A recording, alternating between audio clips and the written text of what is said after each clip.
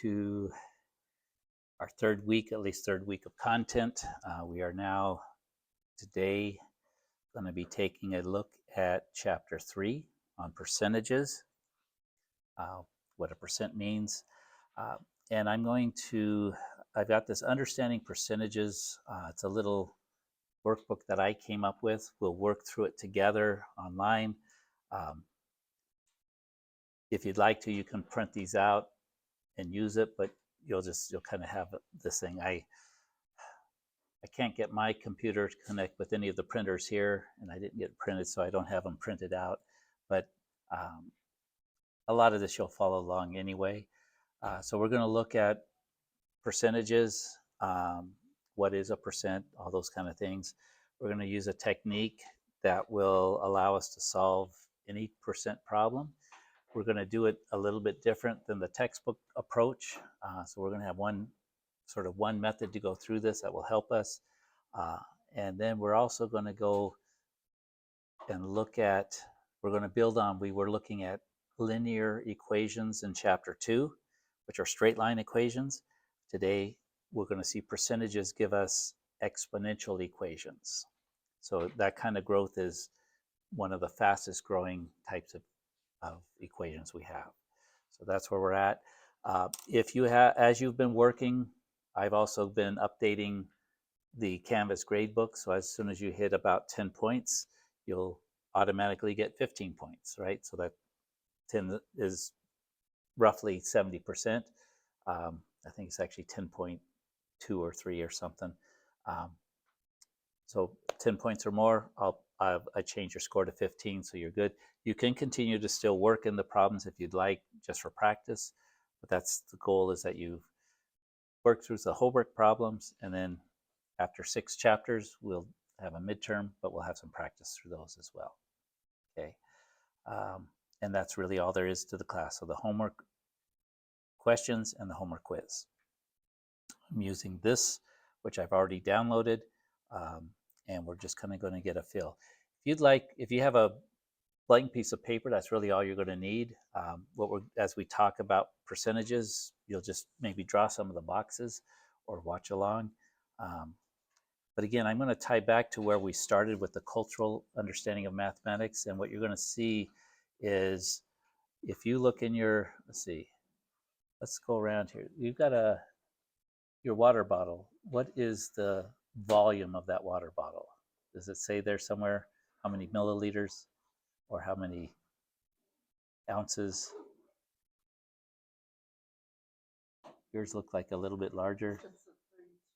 32.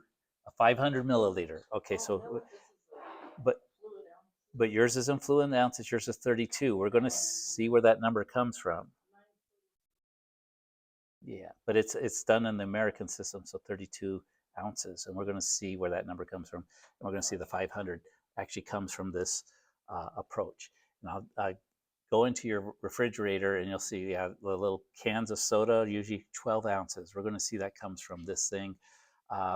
16 ounces, also one of the numbers we're going to see in this way of dividing up. We see that, and your water bottle, some of you might have like 128 ounce, but you'll see that all those numbers are going to come from a particular way of dividing things. Okay, so I'm going to go here. We're recording, I think. Yes. And so building fractions. There are 3 ways that fractions have been developed. Okay, and it's all based on sort of the human ability to divide things. So this first one here, you notice I've got 1, a half, a quarter. So the first thing is, if this length, this first rectangle is 1, and I'll do that as 1 out of 1. If we come along and divide it in half, notice that I could kind of eyeball. We're pretty good at figuring about where half is. And again, I might, or maybe we're not, but anyway, that's pretty close to half. So humans have been good at dividing things in half, And usually, just to make sure we're fair, if you have to cut something in half, usually you cut it in half and then the other person gets to figure out which one's the bigger half, because sometimes we don't, but half means that they're both the same size, right? So we cut things in half, and then what do we have? We've got 1 out of 2 and 2 out of 2. Notice if we have 2 out of the 2 pieces, that's a whole, right? So that's all we're doing. That's all a fraction is. Let's come back to a line. If we can cut something in half, we could cut it in half again. So this top half, I'll cut it in half. And I'm maybe not right on there, but we'll pretend that they're equal halves and equal quarters. When I cut the half again, what I now have is I have 1/4, I have 2/4, I have 3/4, and I have 4/4. And again, 4/4, if I've got the whole set, I've got one whole thing. And what I can see is I can see some equivalent fractions here. 1/2 and 2/4 are the same amount, right? Kind of different. 2/4 is something divided into 2 pieces. But notice this sort of natural division of things. If I cut these in half again, and so this is one way that humans did it. The Egyptians, their mathematics is based upon cutting things in half and half and half and half. So that's how they did their fractions. In Egypt, their mathematics was based upon. Does anyone know anything about Egypt? The central, like the Cairo, the main city. Where is that located? It's on a river, the River Nile, and it produces a lot of food. Outside of there were deserts. People would have famines because there'd be droughts. What they do, they come to Egypt, say, "Can we have some food?" And they said, "Yes, but you will become our slaves." That's how the whole culture of Egypt developed. That's how they got their slaves, is people would sell themselves for food. So the Egyptian mathematics was a lot about dividing up food. Okay, so if we take 1/4 and we divide each of these in half,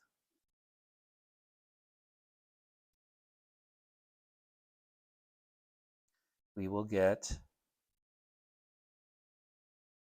8ths.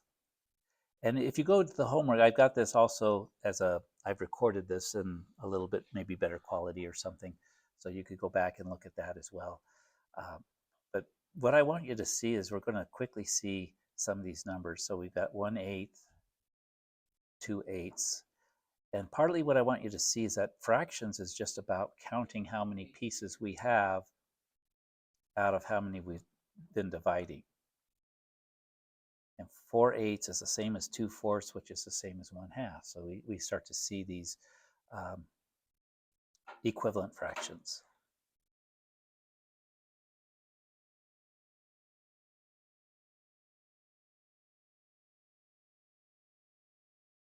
And finally, for 16ths, that's cutting these in half.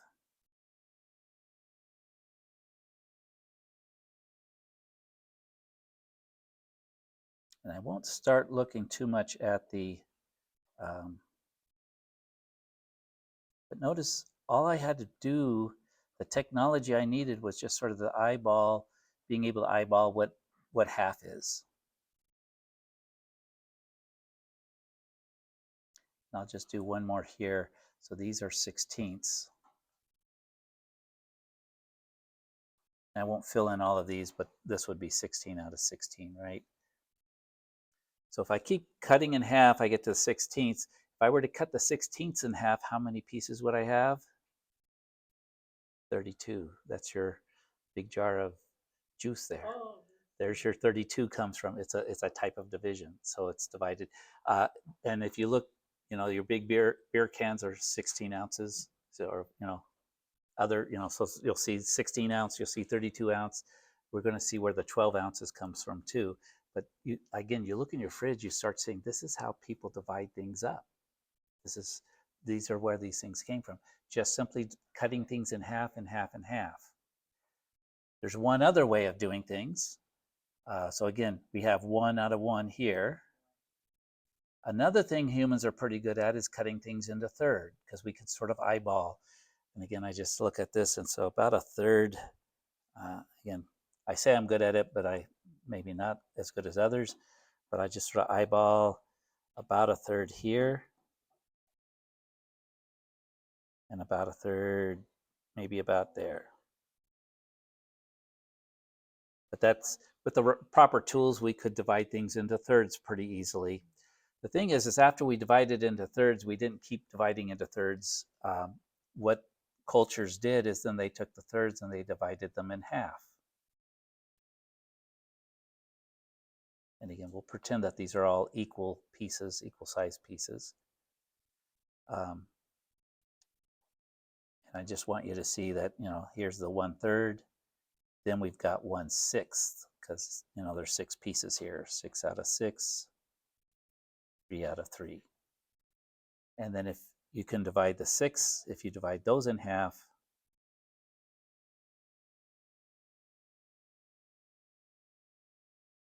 you get 12ths.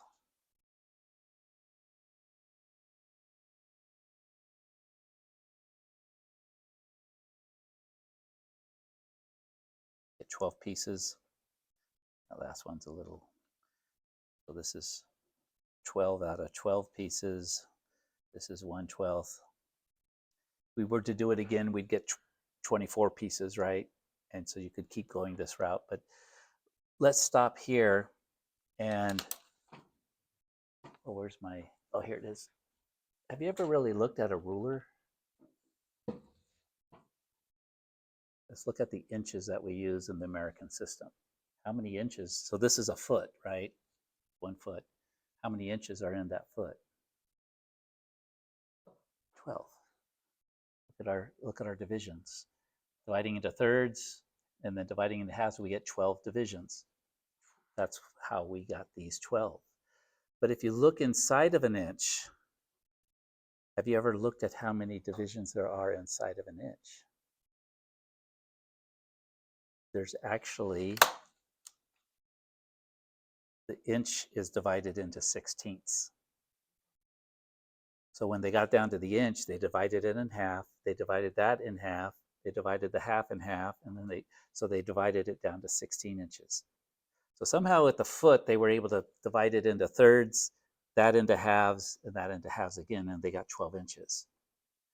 But then when they went to the inch, because it's already pretty small, they went with the just dividing in halves, and so there's 16ths. But I always thought that was strange. Why did we go this one with 12s, and then inside it's divided into eighths, or to 16ths, 16ths and eighths and fourths? Because it's so small, it's easier to divide in half.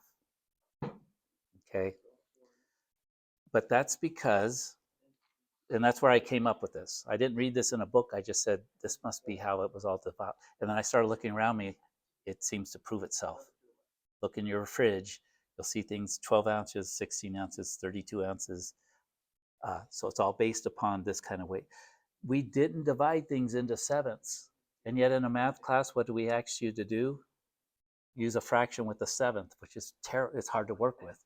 These are what I call natural fractions. They're much easier to work with. If we did our mathematics based upon how cultures develop mathematics, we would be working with natural fractions. It'd be much easier. So part of the difficulties we face in mathematics is the different ways. But this is, I'll tell you what, this is the natural way we did. There was one other way. It's a little harder, but you can also go from dividing in 1 to dividing in fifths. Now this is a little harder, but it could be done. And where does that fifths come from? Because we have 5 fingers, we could kind of lay it down, and we'll try this one. Oops, what happened? Oh, let's undo that.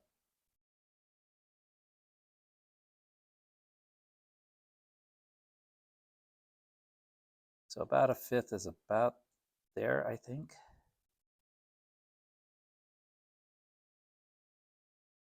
So maybe there. Sure, let's getting funky on me. Let me just draw with the lines. I'll just do it. That's about 1, 2, 3, 4, 5. So that can be done. And then if you divide those in half, we get tenths.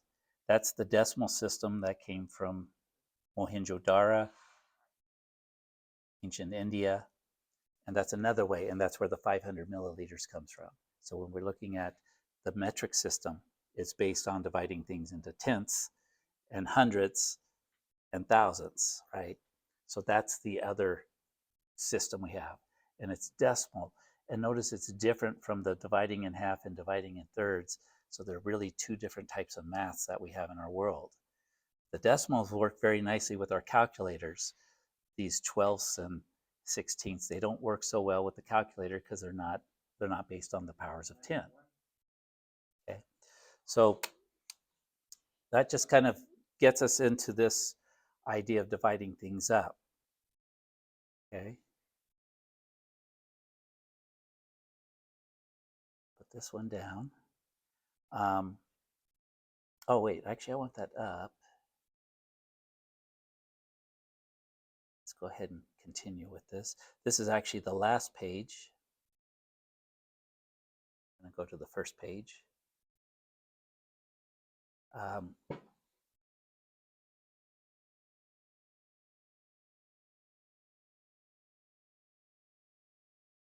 So we're going to kind of quickly get to the idea of percentages, but before we get there, we're going to think of fractions. What is a fraction, right? Dividing things into pieces. So what is 4/5? I don't think I can erase this, can I? What I need to do is I need to take this thing that's 1 and I need to divide it in 5 pieces, 5 equal pieces.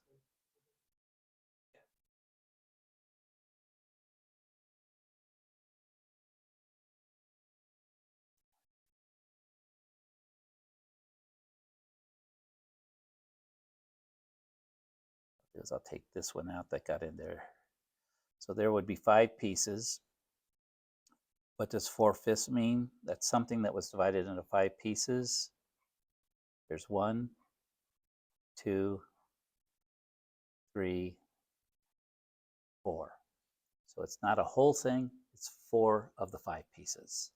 Okay, so when we're talking fractions, we've got how many pieces do we have? 4 of them.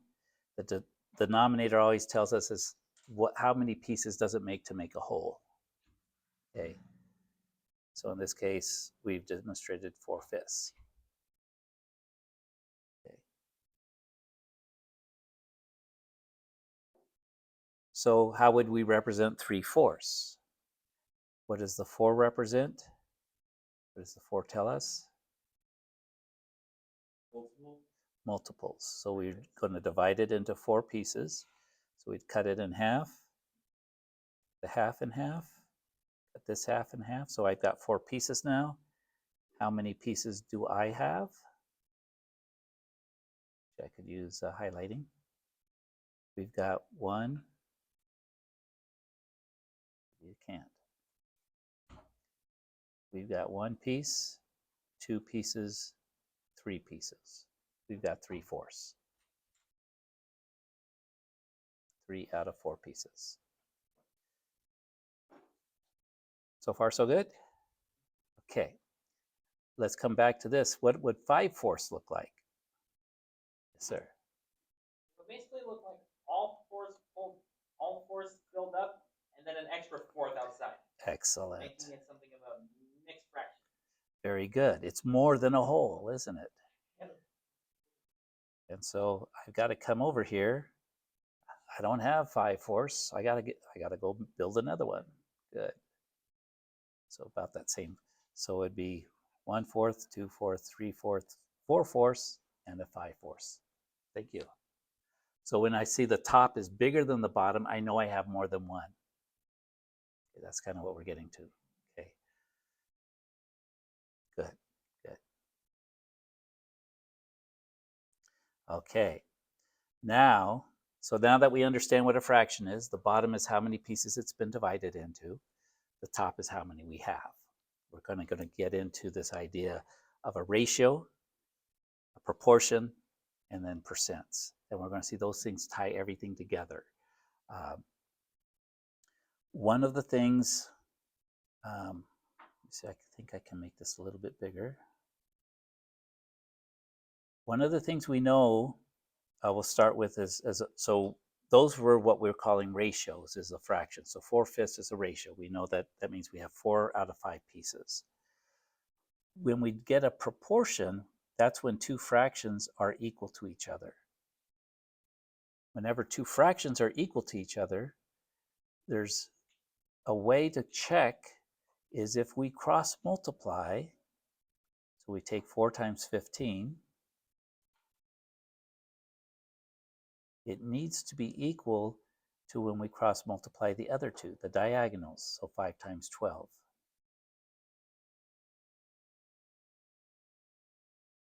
What's 4 times 15? 60. Okay. 5 times 12 is also 60.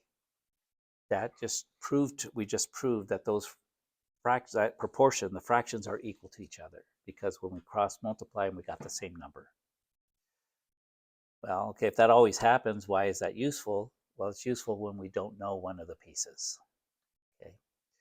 So I'm going to take this and notice 4/5, we already know 4/5 equals 12/15, so we should get 12/15, right?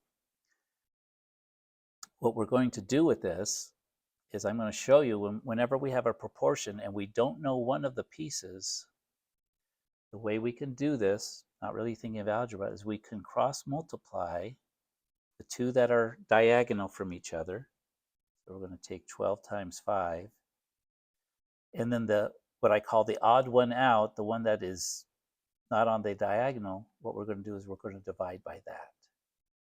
That will give us our missing piece. So cross multiply and divide. Cross multiplying the two numbers that are diagonals, and 12 times 5 we just saw was 60. 60 divided by 4 is 15. So the missing piece is 15. Okay. But notice you could do this thinking of algebra of the cross multiplying, but if you just think of it, it's going to be one multiplication. So we multiply along the diagonal, along the cross, and then we divide by the odd one out. Okay, is that okay? It's a very visual. We're going to do this a couple times, and so we'll try these. And again, you could try these on your own. To get the answer for what the missing piece is, we multiply the two that are diagonal, so 6 times 33, and then we divide by the one that is not on the diagonal, the 11. And you see 33 divided by 11 is 3. 3 times 6, 18. And then again, if you do the cross multiplying with those in there, you'll see that that works. So in this case,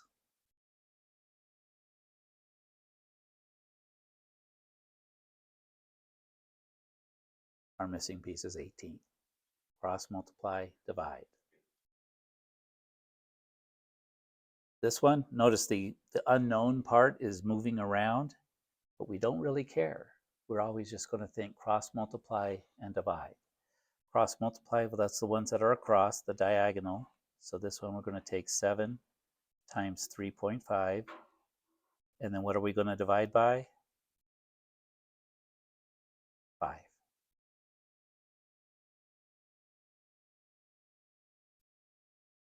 I need a calculator for this one, right? 7 times 35, or 3.5. It's 24.5 divided by 5, 4.9. And that's our missing piece.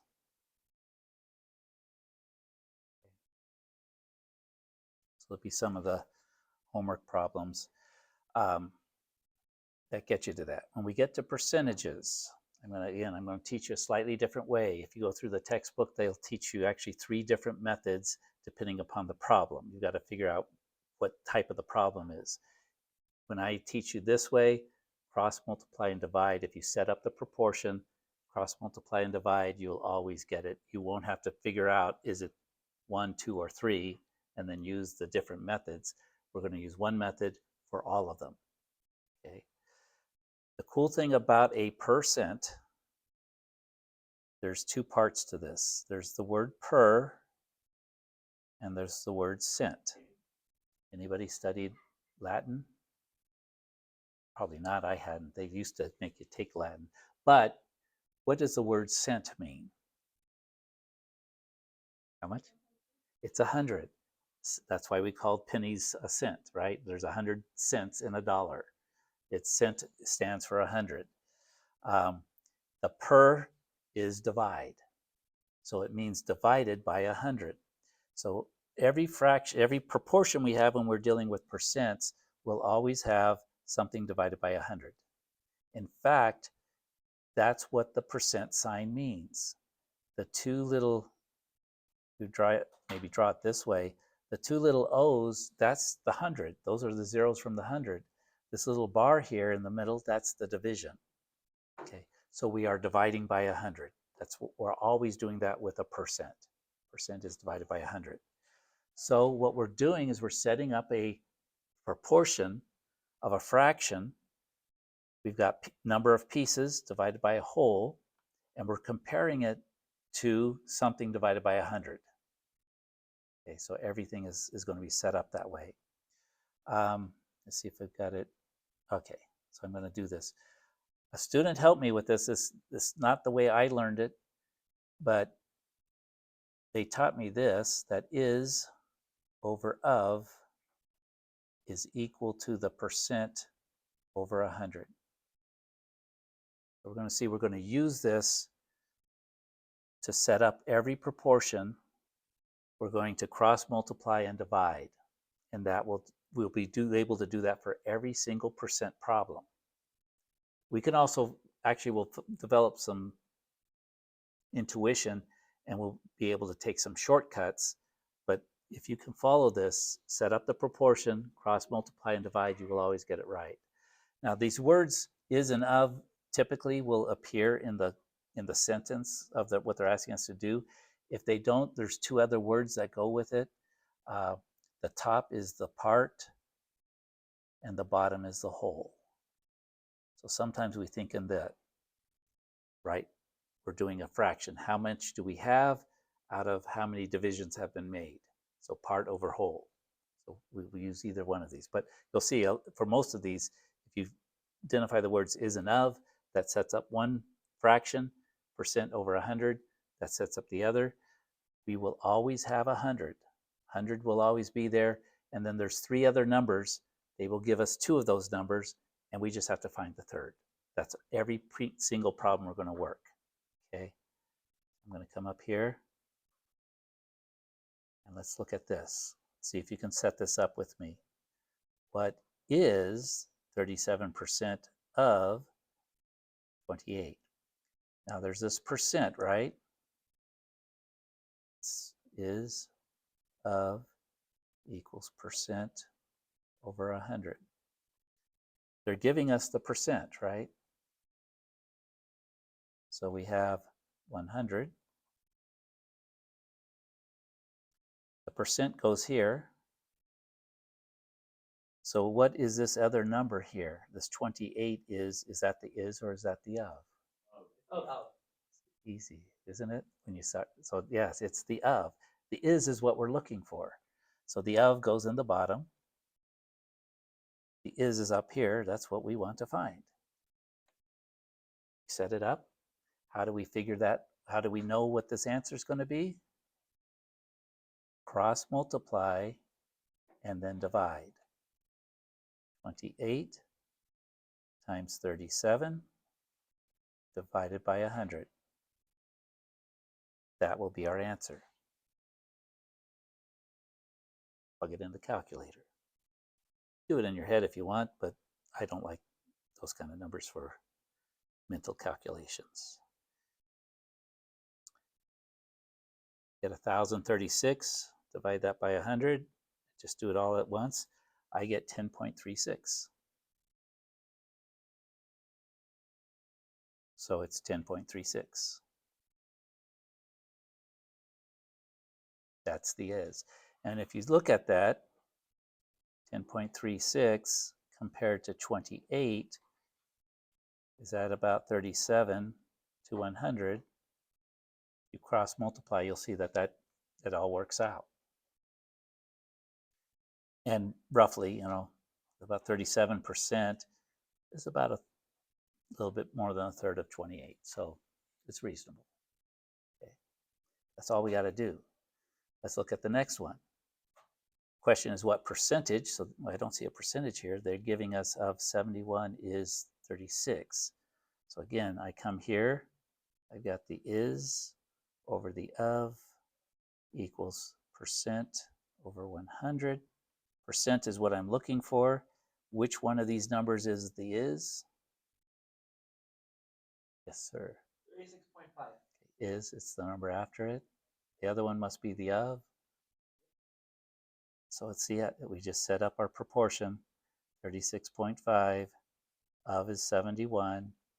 Also, you could think of this a whole, right? Of 71 is sort of like a whole. Is 36 is the part. Equals percent over 100.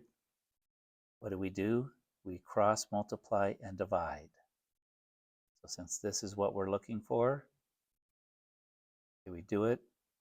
36.5 times 100 divided by 71.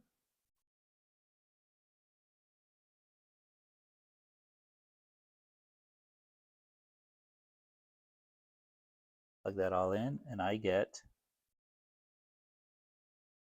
51.4 rounded percent. So what is the percentage? It's about 51.4%. About a half, and that 36 is about a half of 71. So we're in the right area. Feels about right. Simple to set up, right? Especially if we have these is and of. Okay, one more. 15 is 18% of what number? We have our is, we have our of, we have our percent, we have our 100. And I love it when they give you the percent, that's the easiest one to spot because you got that symbol. That goes with the percent. We got 18 over 100. Now I just got to figure out, is the 15, is that a is or is that an of?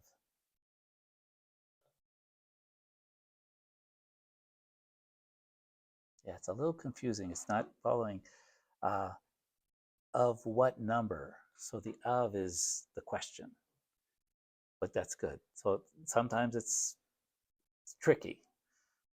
The thing is if we set it up wrong, we'll get an answer that just doesn't feel right. Right? 18% over 100, we should get, if we set it up the wrong way, we'll get a bigger number than we should. And it won't be. So this one is the is. Let me do it with this 15 is of what number? And let's see if that works out. So we've got 15 times 100 divided by 18. And again, this x should be bigger than 15, right? Because 18 is bigger than 100. And that gives us 1,500 divided by 18.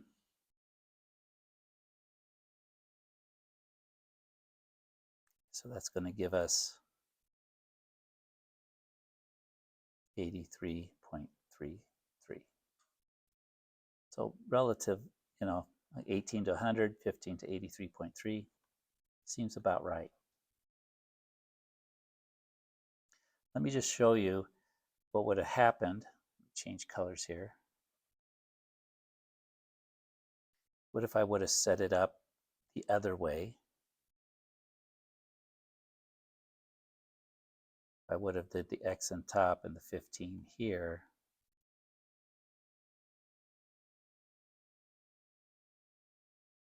and I would have multiplied these and then divided by 100.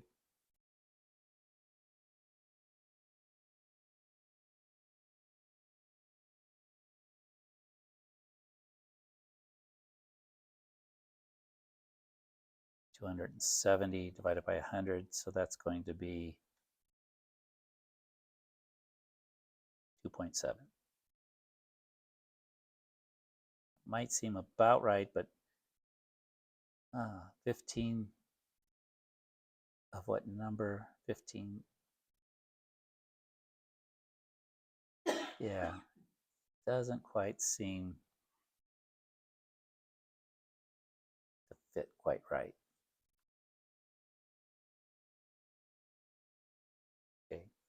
And again, if in the homework, the cool thing is you put this in, it'll tell you you're wrong.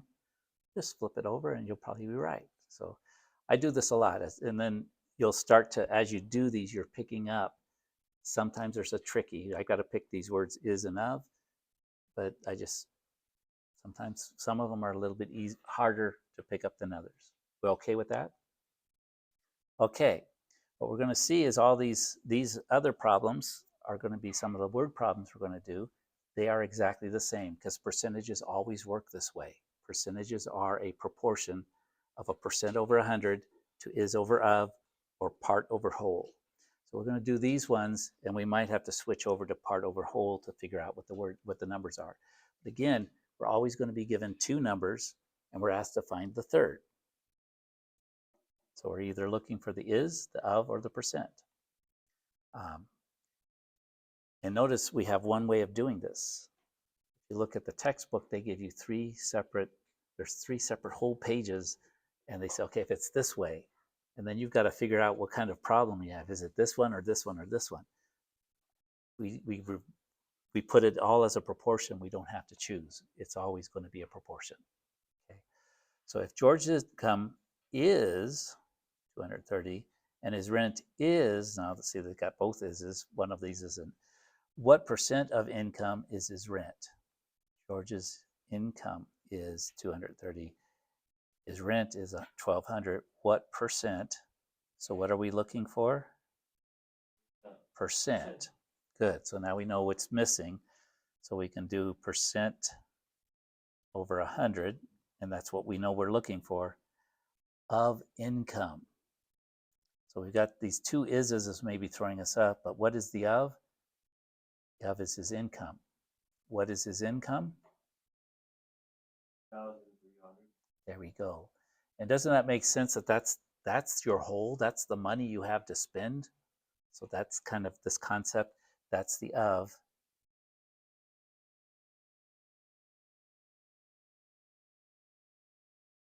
His rent is, that is the true is part. That's the part of that he's spending. He's got his whole income. He's spending part of it on his rent. So that's the part. But notice they gave us two numbers. We know they're going to be in the fraction, and it's either going to be this way or the other. If we get it wrong, that's okay. We'll switch it, and then we'll just look back and say, okay, I misunderstood. I do it all the time. But you learn each time you do it. Say, okay, this is the one I have to do this way. And again, it was confusing because it uses both the words is there with the numbers, but it identified what the of part is, what the whole part is here. Again, how do we do these? Cross multiply the two that are diagonal from each other. So we're going to take 1,200 times 100, and we're going to divide by 2,300.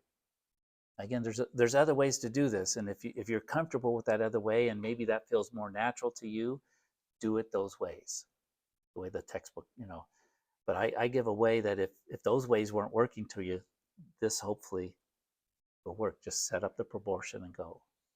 So 1,200.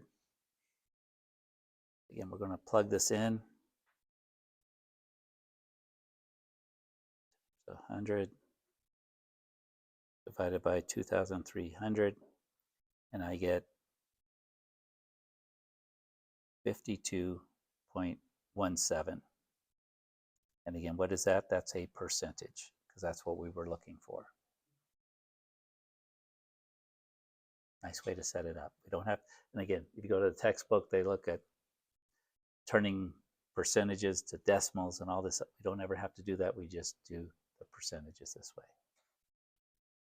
If George pays 17% of his income, $2,300 for food, how much does he pay for food?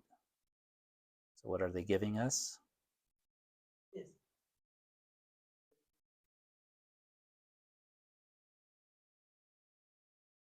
Okay, so George pays 17% of his income, 300 for food. So 17% over 100. Is that 2,300? Is that the is or the of? Is it the part or the whole? The whole. That's what we got to spend. That's his income. Sometimes the English is a little hard to read. Of his income, which is 30. Yeah,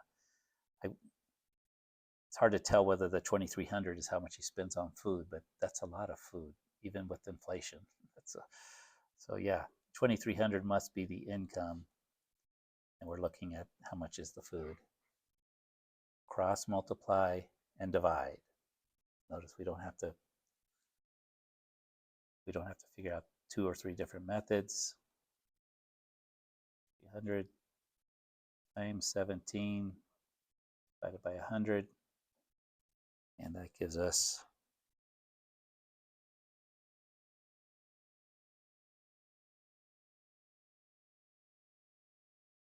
$391. And that seems more reasonable. That's okay. About $100 a week, right? Pretty close. If Sally pays 19% of her income on food and spends $200 on food, how much is her income? Again, we've been given a percentage, 19% over 100. Now, is that 200, is that a part or is that a whole? Hopefully it's not all her income, right? So hopefully we'll make more than $200, but so the food is 200. We're looking for the whole, in this case, the income. And again, cross multiply and divide. So notice the numbers are kind of coming through there differently, but it just, whichever two are across from each other with this method, we multiply those. So 200 times 100, and then we divide by 19. Gets us 20,000 divided by 19.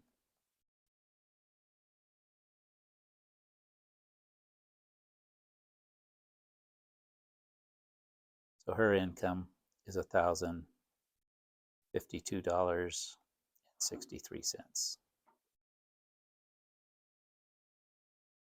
Okay. So it's just a method. Again, if you're okay with percentages, you're probably doing just fine.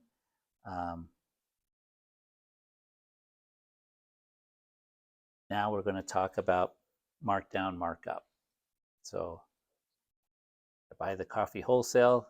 If I'm going to sell it, I mark it up so I can make a profit, right? Or if I've got stuff I want to sell, but they're not selling, I mark it down so I can have a sell. So mark up, mark down. What we're going to see here, as we think of this, I think of what I purchased it for, the purchase price, starting value, whatever we started with. We always think of that as being 100% of what we have, right? That's what we started with. If I buy wholesale, that's my 100%. If I'm going to sell something before I mark it down. And then we're either going to mark it up, which is adding a percentage to it, or we're going to decrease it so we have it on sale, so we're subtracting. So if it's a markup problem, that's all we've got to figure out, and we'll see increase or decrease. So if we are increasing, we take our 100% and we add to it. So say we add 15%, that means we're dealing with 115%.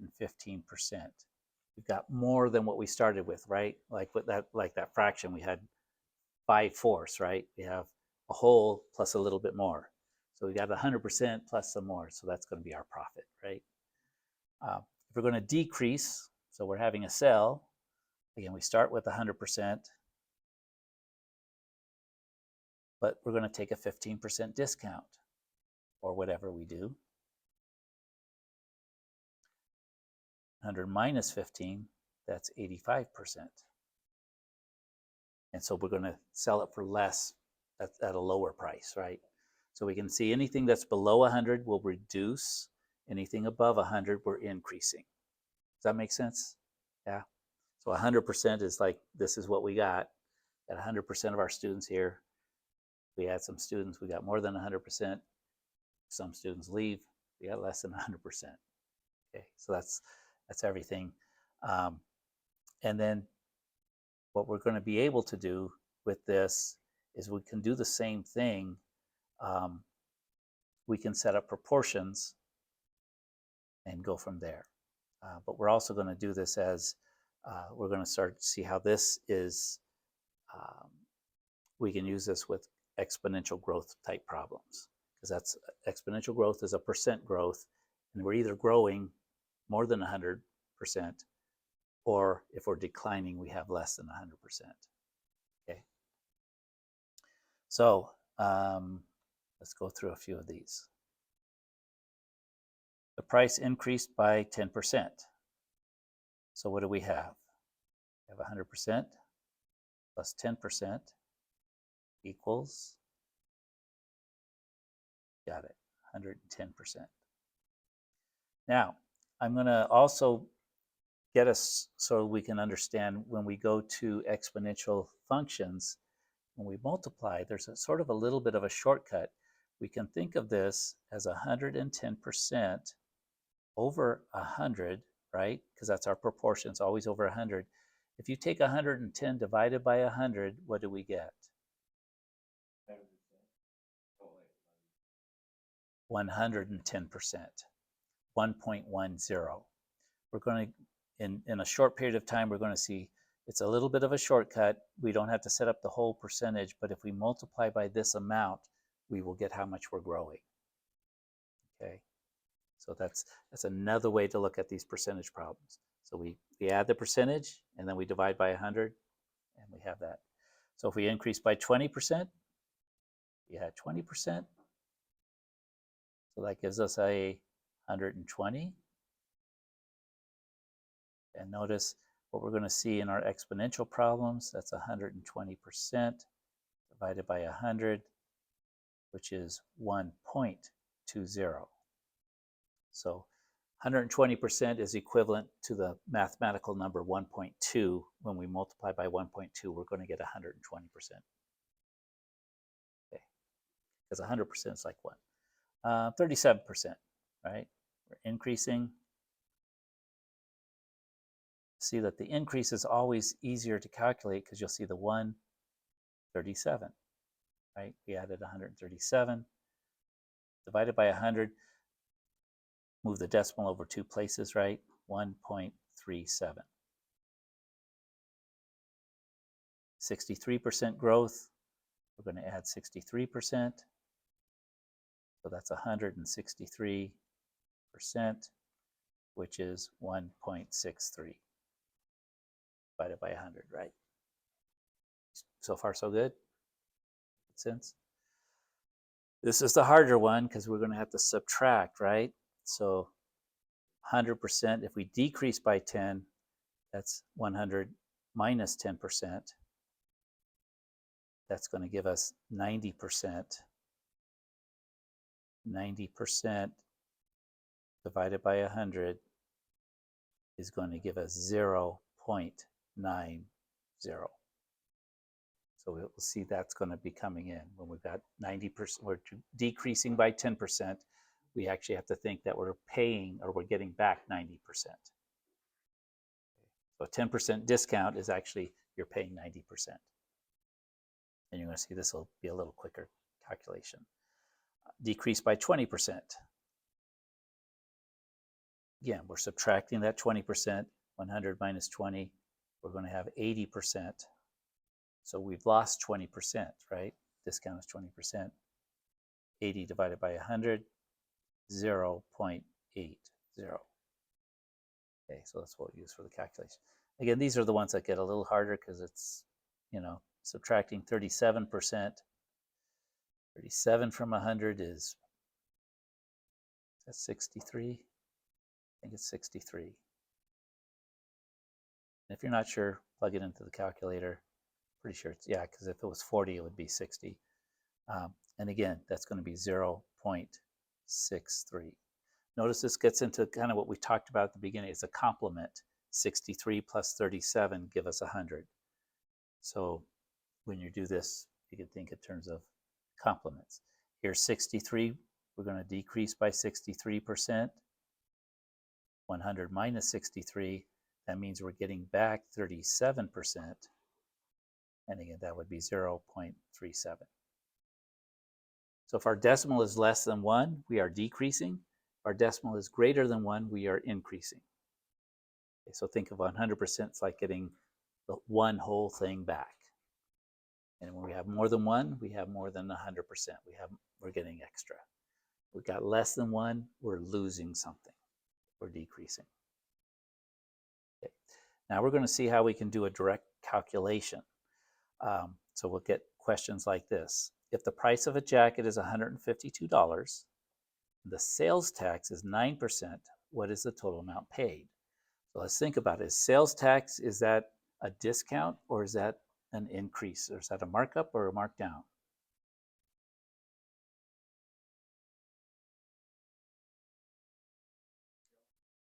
Sales tax. It's a markup. It's like a markup because you're going to pay it, right? You're going to pay the price plus that is the way to think of it. So anytime we've got sales tax. So what does that mean? We want to, for our calculation, we want to think we've got 100%. That's the price of the jacket. Plus we're going to pay another 9% for sales tax. So that's 109%. Divide that by 100. That's 1.09. And what we're going to see is if we multiply that times the price, we will directly get what we're going to need. So 152 times 1.09, that will give us the total amount paid, the jacket plus the sales tax. Now you could calculate it separately. You could have just done 0.09% and then added it to the calculation, but we want you to do it this way. This is going to be more helpful when you're doing exponential growth. 152 times 1.09 is 165.68.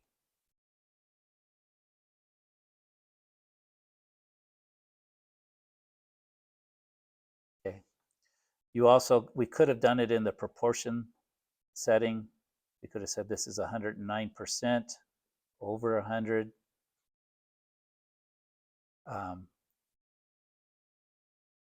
The price we're paying is 152, so that's the of, and this would have been the full amount. We could have cross multiply and divide, and we would have done it. Notice when we get this 1.09, all we've done is we divided by 100 first rather than second. So again, you can work it whichever way it works, but if you can kind of think of any of these markup, mark down, you got 100% plus the 9, or if we're marking down, we subtract. So if a 147 pair of shoes is on sale, 25% off, what is the price paid for the shoes? It's exactly, it's an off. So it's 100%, good, minus the 25%, we are paying 75% on, right? So we're paying 75% of the price. 75%, and we always divide it by 100. So we're going to use the decimal 0.75. We multiply this times the price of the shoes, 147 times 0.75, and we will get our discounted price. Again, you could multiply by 25 and then subtract it. There's two ways, but this is another way to do it. And again, this is going to be the way as we get to exponential growth. times 0.75. So it only cost us $110.25. And then we got to pay sales tax on it. But or maybe we're in Oregon. In Oregon, you don't pay sales tax. That's why I like going there. That's where. But then you pay more income tax. So they always get the money from you. They always get your money. And so, okay, so mark up, mark down, just 100%. You're either adding to 100% or you're subtracting from 100%. Turn it to a decimal, multiply it, and you got what you need. Last two concepts.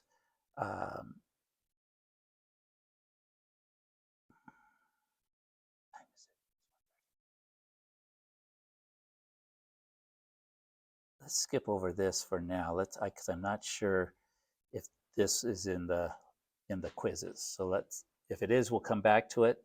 But how about let's go to the quizzes? I think we've got enough to actually answer the questions from the quizzes.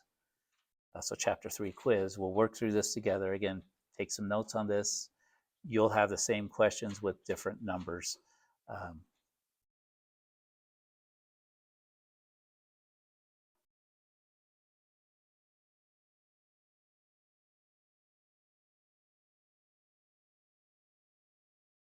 Oh, here it is.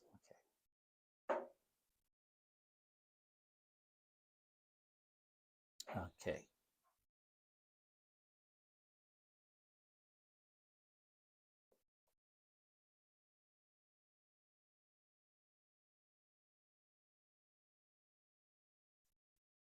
We start off with an application problem right away.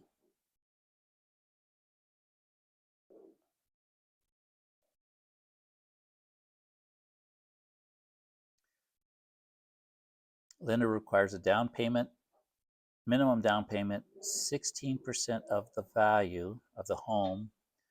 You have $22,000 in cash available to use as a down payment toward a home.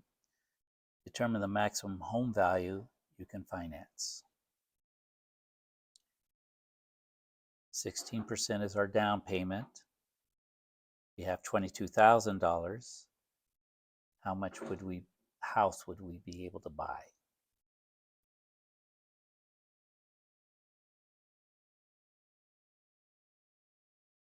Any ideas on how we set that up? Yes, sir.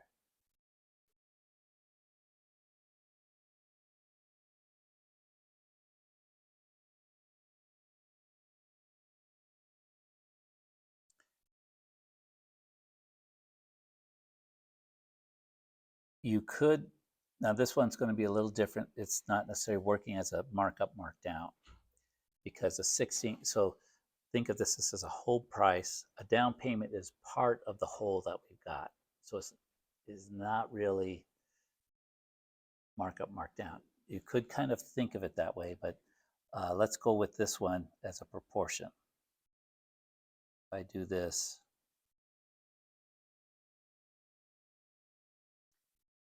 so do we know the percentage? Yeah. 16. We've got 16 over 100. Now, is this 22? Is this an is or is it an of? Is it a part or is it a whole?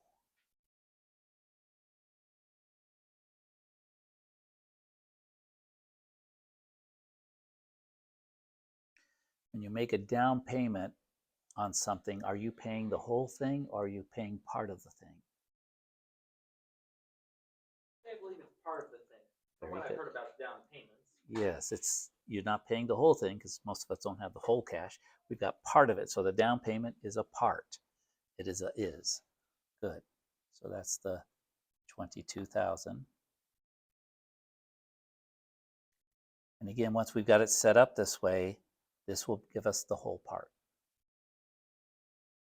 So we cross multiply 22,000 times 100 divided by 16.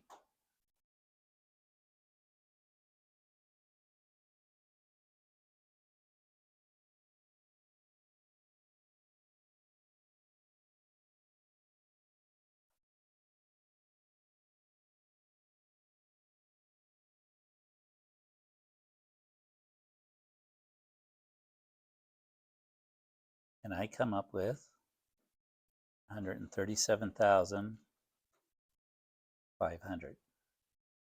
That seem about reasonable? Yeah. So if you buy a house for 137,500, you have the 22,000 is 16% of that for the down payment. Not only does it seem reasonable, it's the right answer. So I get the teacher's version. I just have to click there and it tells us we're correct. Again, you put it in and check it. Again, if you did it the wrong way, if you thought that was, you put it as a of, you would have got a very different answer and would have marked it wrong. You say, okay, maybe I misunderstood this. So that's part of the learning process. It's okay to be wrong, but you just need to look at, why am I wrong? Oh, in this case, I just need to flip it. Okay. And I believe you could also do this by taking 100 minus a 16. But then the thing is you would have needed to divide, so it's not as clear. This one, setting it up as a percentage. Okay, we do need this percent change, but I'm going to go ahead and kind of just teach it here. We okay with that question? Any questions on that first one? Okay, and see, the way I know is when they ask these ones, here's a percent marked down. That's when we know we want to subtract or mark up. Okay, so absolute and relative change. So absolute change is all we have to do is subtract the two numbers. That gives us the amount of change. So a politician's support increases from 32 to 52%. Determine the absolute and relative change. When they're speaking relative change, that means percent change. Okay. Absolute change, we just need to take the new number, subtract the old number. So 52% is his new approval rating, minus 32%, which was his old. When we subtract those two, we get 20%. Okay.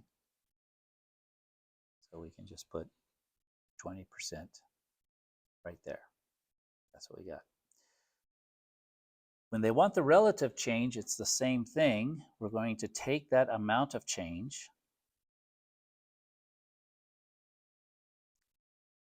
the new minus the old, but since we want a percentage change, we're going to divide it by the old, the original amount.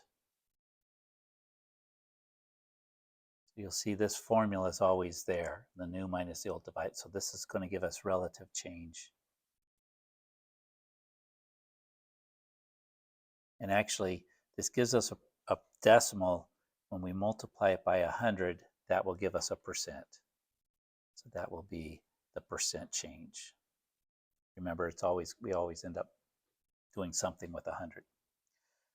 So we've got, the way we'd work this one is 52 minus 32 divided by, which one's the older number? The 32. We divide by 32. It's 20 divided by 32.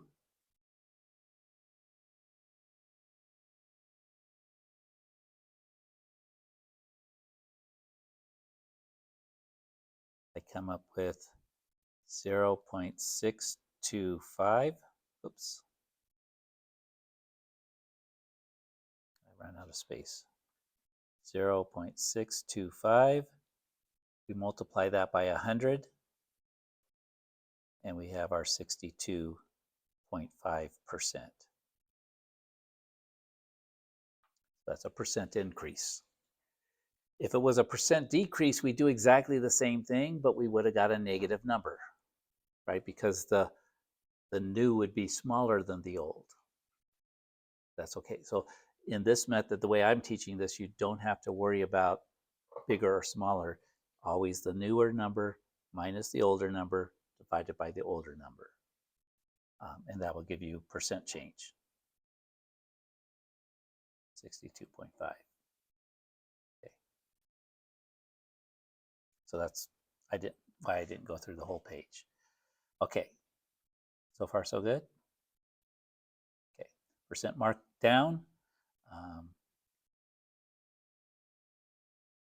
Shirt was originally $45. Having a 20% off sale. How much will you pay for the shirt after the discount? So markdown means what do we do?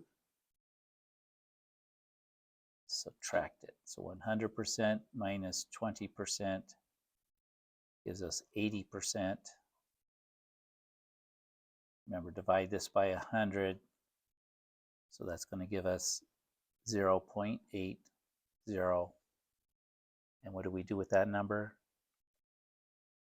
We multiply it times the original price. So 45 times 0.80. Notice it's less than 1. We're going to get a decreased number when we multiply by this. And we've got a calculator in the ready. What do we get?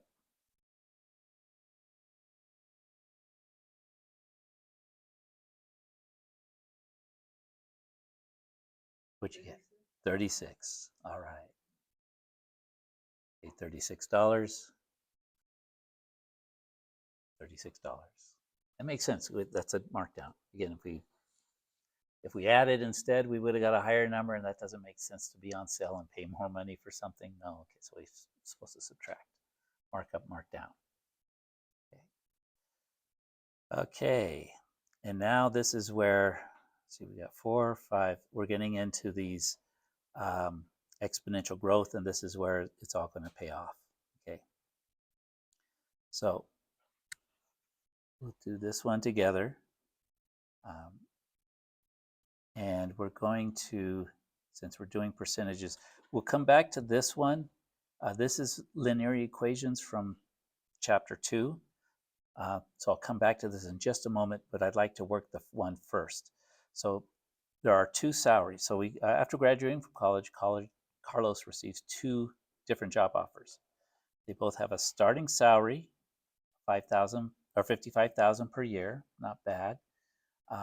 One of them will give him raises of $3,300 per year. The other guarantees a 5% raise each year. Okay, so let's, since we're working with percentages, let's start with the percent.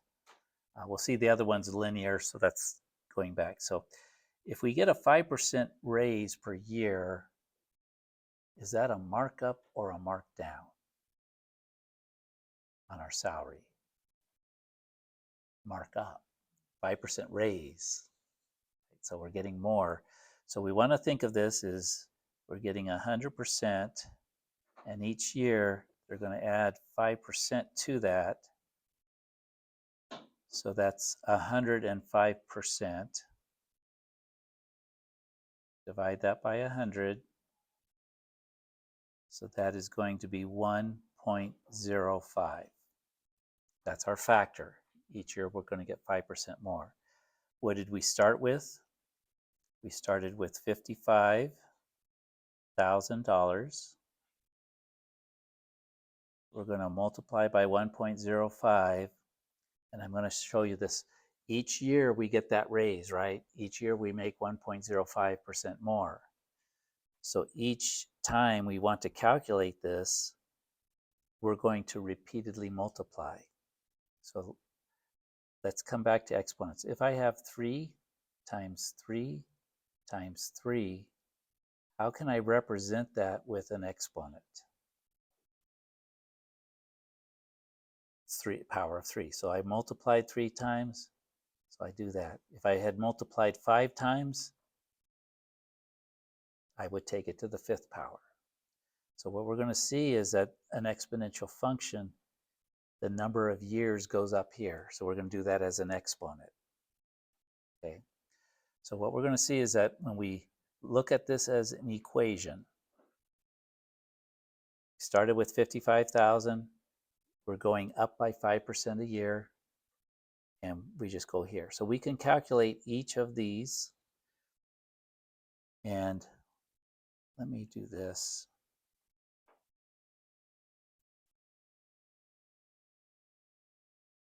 I'll just use a standard calculator.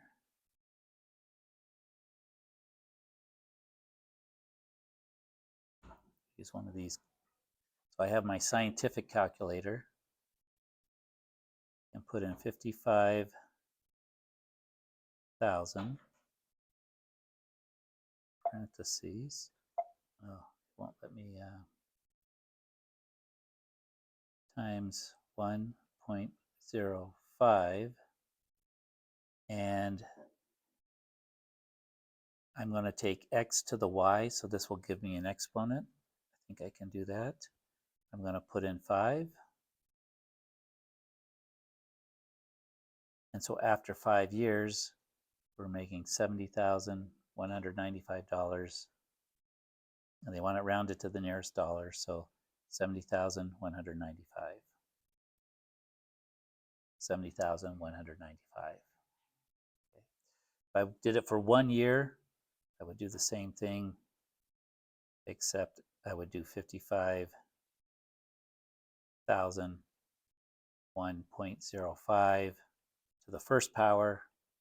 That's going to be first raise. Now I'm making 57,750. 57,750. For 10 years, 5,000 times 1.05 raised to the 10th power. That's going to multiply it 10 times, right? Wow, that's pretty nice. 89,589. 89,589. So you see how the exponential function works. Okay. Let's come back to this one. The raise of 3,300 each year. So how does this one look? Well, we started with 55,000. Each year, we're going to add 3,300. And the way we do that, so we would multiply by the number of years. That's a linear equation. So we could come in here and just fill out these. And so to calculate a few of these with a linear growth, 55,000 plus 3,300. I'll do this times 1, gives us 58,300 as our first raise, right? 55,000 plus 3,300.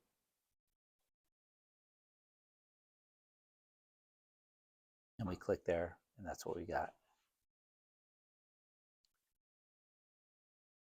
There, this. For 5 years, 55,000 plus 3,300. Oops. 3,300 every year for 5 years. So that's 3,300 times 5, not an exponent. And that tells us we'll be making 71,500.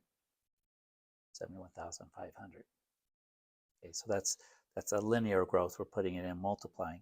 Notice linear, initially we're getting bigger raises, right? Making more money with that route.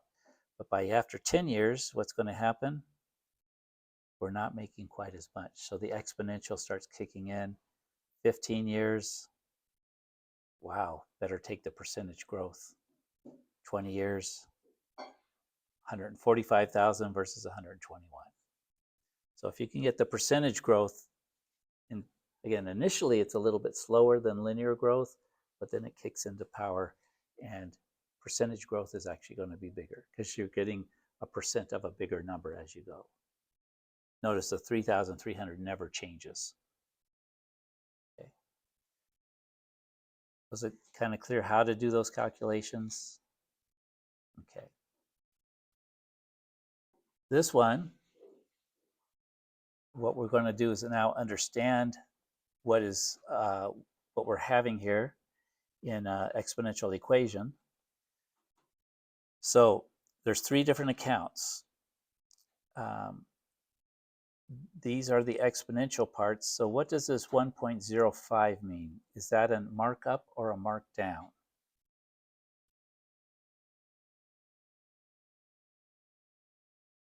Is it bigger than 1 or smaller than 1? So markup. How much?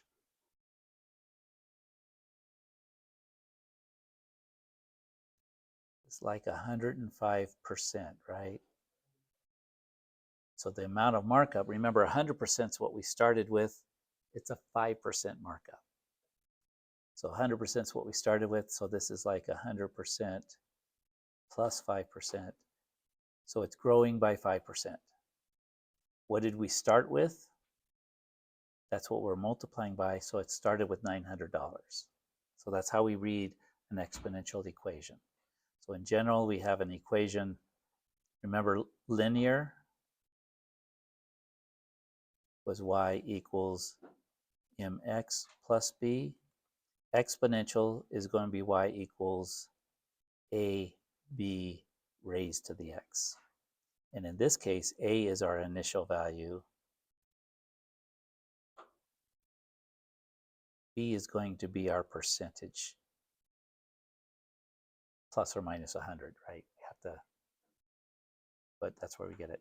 How about B? What's going on with B? Is it a markup or markdown? Markup. It's a markup still.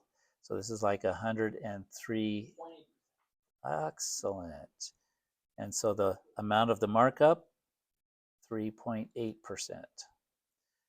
Which one's a bigger growth rate, 5% or 3.8%? 5% is bigger. Okay. And what was the starting value of this account? 1,100. The last account, markup or markdown?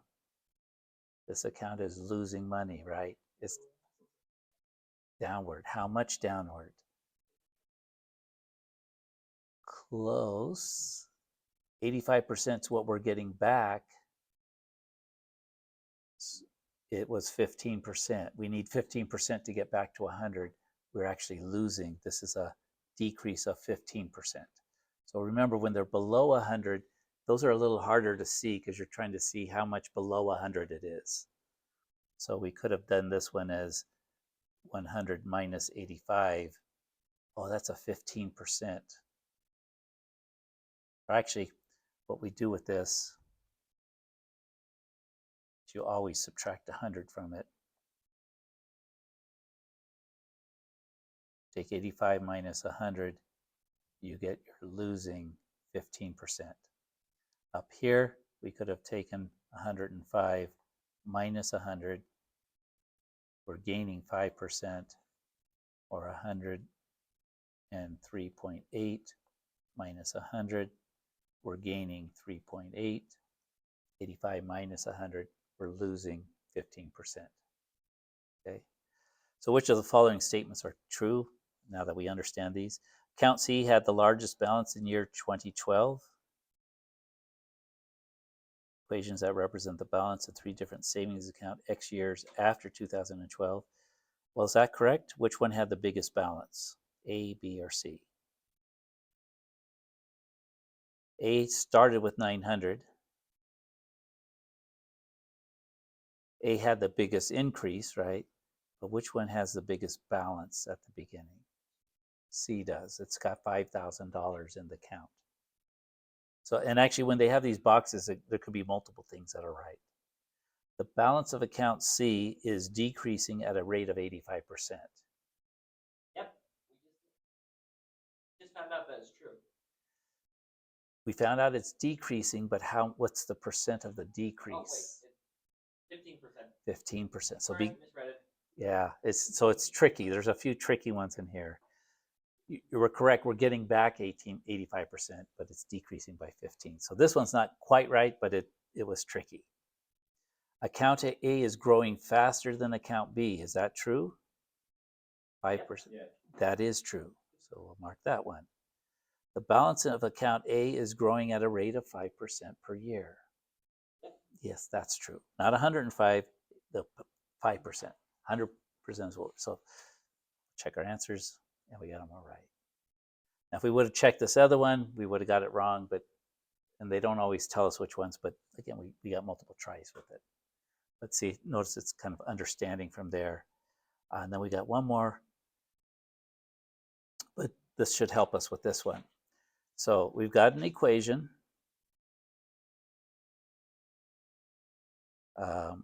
And this represents the value in dollars of a car T years after its purchase. So is the value going up or is it going down? Yeah. And doesn't that make sense? When you buy a car, it usually loses value over time. Okay, good. Subtracting. So it's below 100%, right? So it's going down. How much was the car when we bought it? Good. How much is it going down by?